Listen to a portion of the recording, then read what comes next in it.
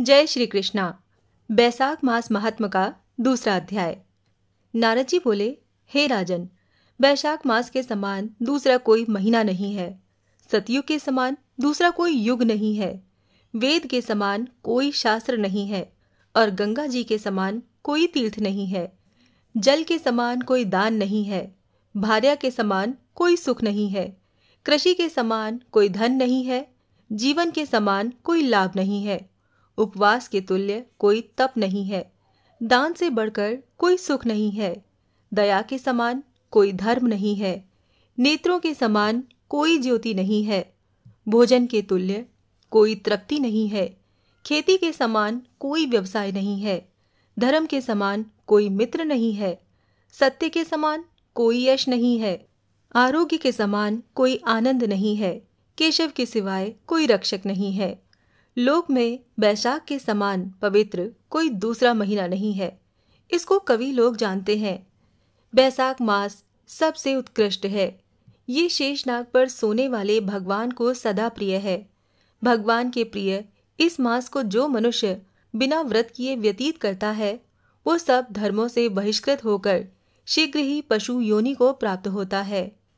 जिनका बैसाख मास बिना व्रत के व्यतीत होता है, उन श्रेष्ठ धर्म धारण करने वालों की सब इष्ट पूर्ति वृथा होती है। जो मनुष्य नियम से बैसाख महीने में भोजन कराने में प्रवृत्त होते हैं, वो अवश्य विष्णु की सायुज्य मुक्ति को प्राप्त करते हैं। इसमें कोई संदेह नहीं है। इस संसार में अनेक प्रकार के धन हैं और नाना प्रकार के व्रत हैं। ये सब शरीर को अत्यंत क्लेश तथा पुनर्जन्म देने वाले हैं। परंतु बैसाख महीने में स्नान मात्र से ही मनुष्य का पूर्व जन्म नहीं होता। जो पुण्य सब प्रकार के दान से होता है और जो फल सब तीर्थों में होता है, वो फल बैसाख महीने में केवल जल दान से हो जाता है। नारद जी कहते हैं, बैसाख मास में धूप से तपे और थके मांदे ब्राह्मणों को श्रमनाशक सुखद पलंग देकर मनुष्य कभी जन्म मृत्यु आदि के क्लेशों से कष्ट नहीं पाता। जो बैसाख मास में पहनने के लिए कपड़े और बिछावन देता है, वो उसी जन्म में सब भोगों से संपन्न हो जाता है और समस्त पापों से रहित होकर मोक्ष को प्राप्त होता है। जो तिनके की बनी या खजूर आदि के पत्तों की बनी हुई चटाई दान करता है, उसकी उस चटाई पर साक्षात भगवान विष्णु शयन करते हैं। चटाई देने वाला बैठने और बिछाने आदि में सब ओर से सुखी रहता है। जो सोने के लिए चटाई और कंबल देता है, वो उतने ही मात्र से मुक्त हो जाता है। निद्रा से दुख का नाश होता है। निद्रा से थकावट दूर होती है और वो निद्रा चटाई पर सोने वाले को सुखपूर्वक आ जाती है। धूप से कष्ट पाए श्रेष्ठ ब्राह्मण को जो सूक्ष्मतर वस्त्र दान करता है, वो पूर्ण आयु और परलोक में उत्तम गति को पाता है। जो पुरुष ब्राह्मण को फूल और रोली देता है, वो लौकिक भोगों का भोग करके मोक्ष को प्राप्त होता है। जो खस, कुश और जल से वासित चंदन देता है, वो सब भोगों में देवताओं की सहायता पाता है तथा उसके पाप और दुख की हानि होकर परमानंद की प्राप्ति होती है। बैसाख के धर्म को जानने वाला जो पुरुष गोरोचन और कस्तूरी का दान करता है, वो तीनों पापों से मुक्त होकर परम शांति को प्राप्त होता है। जो विश्रामशाला बनवाकर प्याऊ सहित ब्राह्मण को दान करता है, वो लोकों का अधिपति होता है। जो सड़क के किनारे बगीचा, पोखरा, कुआं और मंडप बनवाता है, वो धर्मात्मा है। उसे पुत्रों की क्या आवश्यकता है। उत्तम शास्त्र का श्रवण, तीर्थ यात्रा, सत्संग, जलदान, अन्नदान, पीपल का वृक्ष लगाना तथा पुत्र, इन 7 को विज्ञ पुरुष संतान मानते हैं। जो बैसाख मास में तापनाशक तक्र दान करता है, वो इस पृथ्वी पर विद्वान और धनवान होता है। धूप के समय मट्ठे के समान कोई दान नहीं।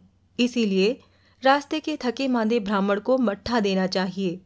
जो बैसाख मास में धूप की शांति के लिए दही और खांड का दान करता है तथा विष्णु प्रिय बैसाख मास में जो स्वच्छ चावल देता है, वो पूर्ण आयु और संपूर्ण यज्ञों का फल पाता है।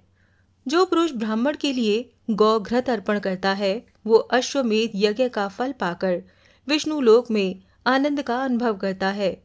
जो दिन के ताप की शांति के लिए सायंकाल में ब्राह्मण को ऊख दान करता है, उसको अक्षय पुण्य प्राप्त होता है।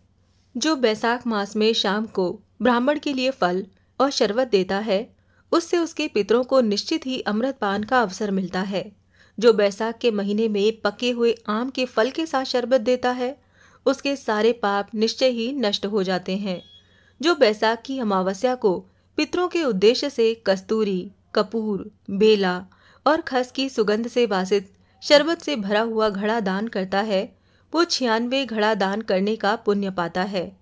बैसाख में तेल लगाना, दिन में सोना, कांसे के बर्तन में खाना खाना, खाट पर सोना, घर में नहाना, निषिद्ध पदार्थ खाना, दोबारा भोजन करना तथा रात में खाना, ये 8 बातें त्याग देनी चाहिए। जो बैसाख में व्रत का पालन करने वाला पुरुष पदम पत्ते में भोजन करता है, वो सब पापों से मुक्त हो जाता है और विष्णु लोक को जाता है। जो विष्णु भक्त बैसाख मास में नदी स्नान करता है, वो 3 जन्मों के पाप से निश्चय ही मुक्त हो जाता है।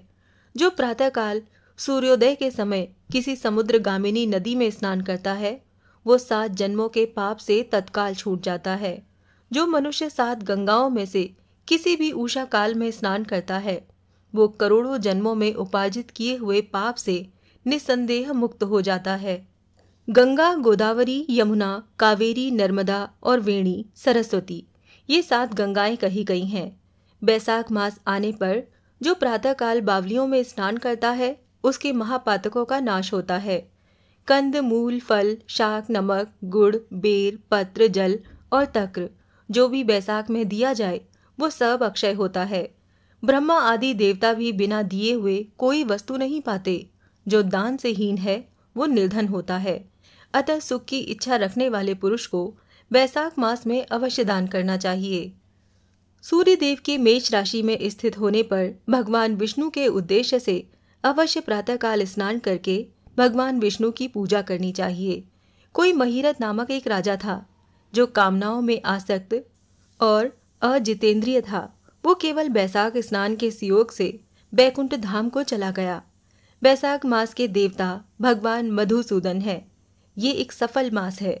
बैसाख मास में भगवान की प्रार्थना इस प्रकार करनी चाहिए। हे मधुसूदन, हे देवेश्वर माधव, मैं मेष राशि में सूर्य के स्थित होने पर बैसाख मास में प्रातःकाल स्नान करूंगा। आप इसे निर्विघ्न पूर्ण कीजिए। उसके बाद अर्घ देते हुए ये प्रार्थना करें। सूर्य की मेष राशि पर स्थित रहते हुए बैसाख मास में प्रातः स्नान के नियम में संलग्न होकर मैं आपको अर्घ देता हूँ। मधुसूदन, इसे ग्रहण कीजिए। इस प्रकार अर्घ समर्पण करके स्नान करें। फिर वस्त्रों को पहनकर संध्या, तर्पण आदि सब कर्मों को पूरा करके बैसाख मास में विकसित होने वाले पुष्पों से भगवान विष्णु की पूजा करें। उसके बाद बैसाख मास के महात्म को सूचित करने वाली भगवान विष्णु की कथा सुने। ऐसा करने से कोटि जन्मों के पापों से मुक्त होकर मनुष्य मोक्ष को प्राप्त होता है। ये शरीर अपने अधीन है, जल भी अपने ही अधीन है, साथ ही जिव्या भी अपने ही वश में है। अतः इस स्वाधीन शरीर से स्वाधीन जल में स्नान करके स्वाधीन जिव्या से हरि, इन 2 अक्षरों का उच्चारण करें। जो बैसाख मास में तुलसी दल से भगवान विष्णु की पूजा करता है, वो विष्णु की सायुज्य मुक्ति को पाता है। अतः अनेक प्रकार के भक्ति मार्ग से तथा भांति भांति के व्रतों द्वारा भगवान विष्णु की सेवा तथा उनके सगुण या निर्गुण स्वरूप का अनन्य चित्त से ध्यान करना चाहिए।